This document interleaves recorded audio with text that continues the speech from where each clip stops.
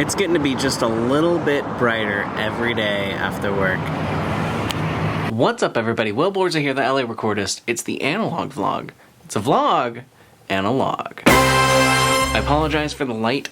We're still dealing with a power issue here in my apartment, so I'm using my phone as a light source, which is kind of cool. Today is Monday, and I know I haven't done this in a while, so as a refresher, Mondays, Mix Tip Mondays. Oh, dang. So this Monday, I want to tell you about the minimalist approach to mixing. Basically, mixing comes down to balance, and I think personally a better word for mixing is balancing. But mixing, it stuck, and now we're all chefs. So the minimalist approach to mixing is basically don't touch anything that doesn't need to be touched. Don't throw a compressor on a source because you have a compressor, but listen to it and decide if it needs a compressor before you put one on, right? Minimalist. So in the minimalist approach, you have three main tools, and you start, number one, with faders. And you take all your faders, drop them to silent, and you bring instruments up one by one.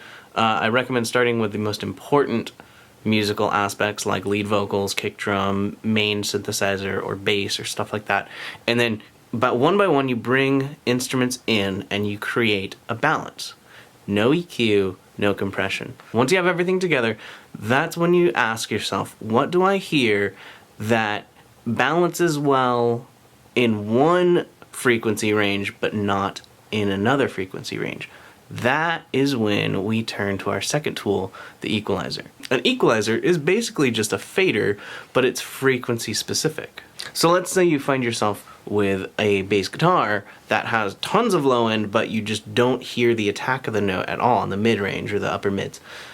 You would take an EQ on that track and you would turn up the upper mids, or contrarily, you could turn down the bass until you hear the upper mids. The jury's still out on which is better. So now you have a bass that mixes well with the rest of the track because you used a fader that is frequency specific, aka an equalizer. Now that you've gone through your entire track and you've decided which tracks don't need anything, they balance perfectly just by using the faders, and which tracks need just a little bit of push in the upper range or the lower range or the mid range, and you've used an EQ to balance those tracks with the tracks that balance perfectly with nothing on them.